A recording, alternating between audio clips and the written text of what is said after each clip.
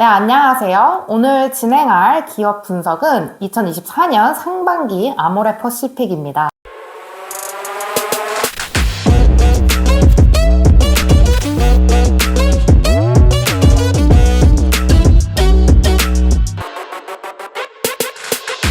와우.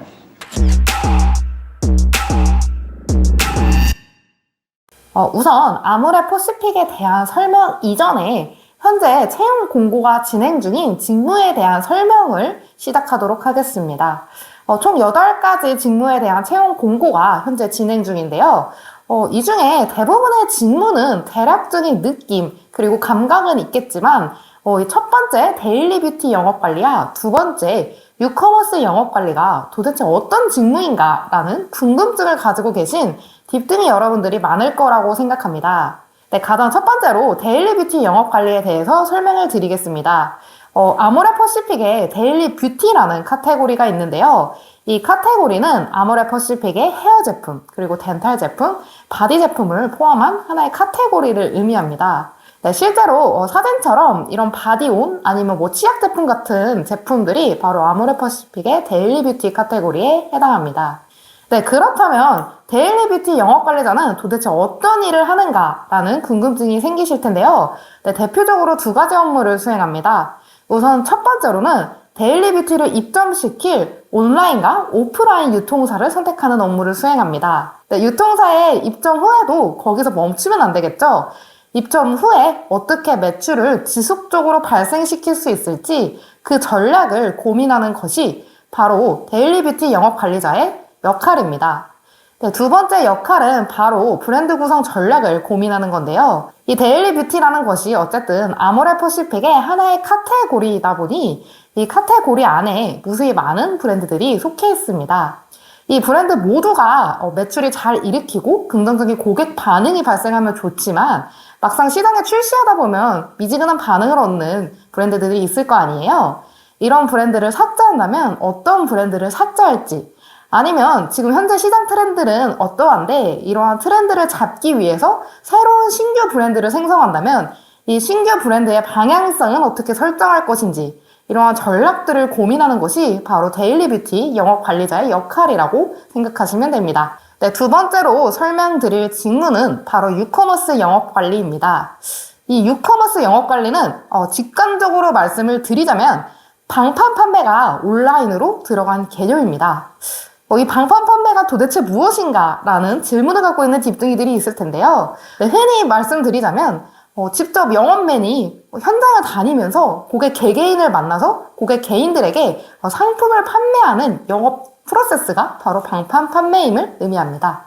그렇다면 이 방판 판매가 어떻게 온라인으로 들어갔을까라는 궁금증을 해소시키기 위해서 바로 이 아디터라는 아모레퍼시픽의 새로운 플랫폼을 이해하셔야 합니다.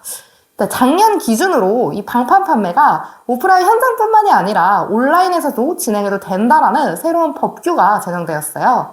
이러한 법규에 따라서 아모레퍼시픽 입장에서는 방판 판매를 할 수 있는 기회가 보다 넓어진 거죠.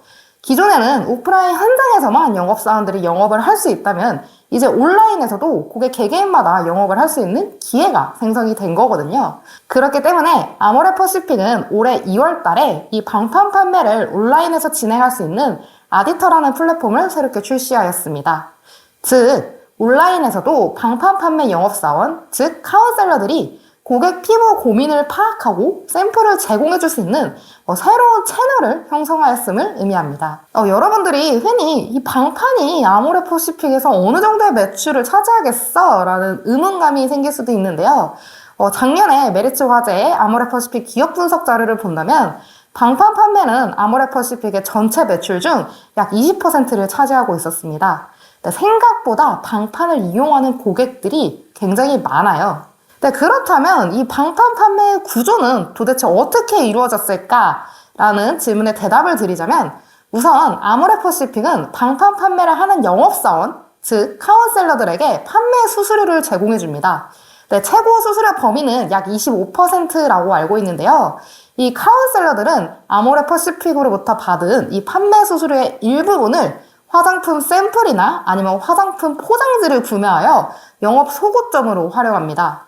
이렇게 영업 소고점을 자율적으로 활용할 수 있는 비결은 카운셀러들이 아모레퍼시픽 소속 직원이 아니라 스스로 마진율과 마케팅 방안을 자율적으로 선택할 수 있는 개인 사업자이기 때문입니다. 네, 그렇기 때문에 유커머스 영업관리자는 이러한 방판 판매 영업사원, 즉 카운셀러들을 관리하고 어떻게 더 잘 영업할 수 있을까 그 환경을 구축하는 역할을 수행합니다. 네, 두 번째로 설명드릴 내용은 아모레퍼시픽의 기업 현황인데요. 표로 직관적으로 보여드리자면 현재 아모레퍼시픽의 매출은 하락하고 있습니다. 네, 23년도 기준 동기 대비 매출이 약 10% 감소하였고요. 영업이익은 45% 정도 감소하였습니다. 이 매출 하락의 주된 원인으로 뽑히는 것이 바로 한국 화장품에 대한 중국 수요 하락입니다. 네, 코로나19 장기화가 이루어지면서 중국에서 중국산 화장품이라는 자국심이 크게 성장하였어요. 이러한 자국심이 성장한 것은 곧 매출, 판매까지 이어졌는데 실제로 중저가 라인 프로야라는 중국 화장품의 인지도가 급상승하였는데요. 이 광군제라고 중국에서도 블랙 프라이데이처럼 특정 기간에 미친 듯이 쇼핑을 하는 기간이 있어요. 이 기간에 주로 한국 화장품 브랜드들이 매출 10순위에 포함이 되었는데 하지만 작년도 기준에는 한국 브랜드들이 이 10손가락 안에 드는 브랜드가 단 하나도 없었어요. 프로야가 1등이었고요. 그리고 위노나라는 새로운 중국 브랜드가 매출 판매 10순위에 드는 현상을 보이고 있었습니다. 광군제 시즌에 가장 많이 판매되었던 화장품 브랜드 순위를 가져와 봤습니다. 네, 프로야가 1순위였고요. 그 다음에 위노나라는 중국산 브랜드가 순위권에 드는 현상을 목격할 수 있었어요. 나머지 브랜드들은 미국산이나 아니면 프랑스산 브랜드들이었습니다. 한국 화장품 브랜드는 아쉽게도 순위권에 들지 못하고 있었습니다. 그러나 중국의 매출은 하락하고 있었지만 아모레퍼시픽의 미주 지역이나 아니면 EMEA 지역의 매출은 향상되는 현상을 보이고 있었어요. EMEA라는 것은 중동이나 아니면 아프리카 국가들을 함축시켜서 말하는 하나의 단어라고 이해하시면 됩니다. 이러한 매출 향상의 비결은 바로 MBS 채널을 아모레퍼시픽이 잘 활용하였기 때문인데요. 이 MBS 채널은 세포라 아니면 스페이스 NK 등 일명 한국의 올리브영 같은 멀티 브랜드 숍을 의미합니다. 이 MBS 채널에 아모레퍼시픽은 라네즈나 아니면 이니스프리, 설화수 등의 브랜드 입점을 성공시킵니다. 네, 두 번째로는 데일리 뷰티의 현황에 대해서 설명드리겠습니다.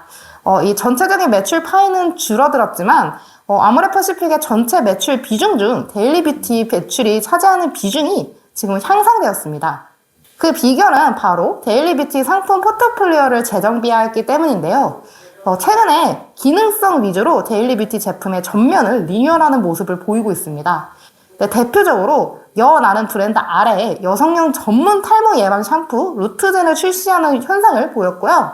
그리고 두 번째로는 미장센이라는 헤어 제품 라인에 이너플렉스라는 새로운 손상 케어 라인을 출시하는 모습을 보이고 있었습니다. 네, 더 많은 기업 분석의 원문과 자소서 문항풀이는 저희 457D 홈페이지에서 확인해 주시면 됩니다.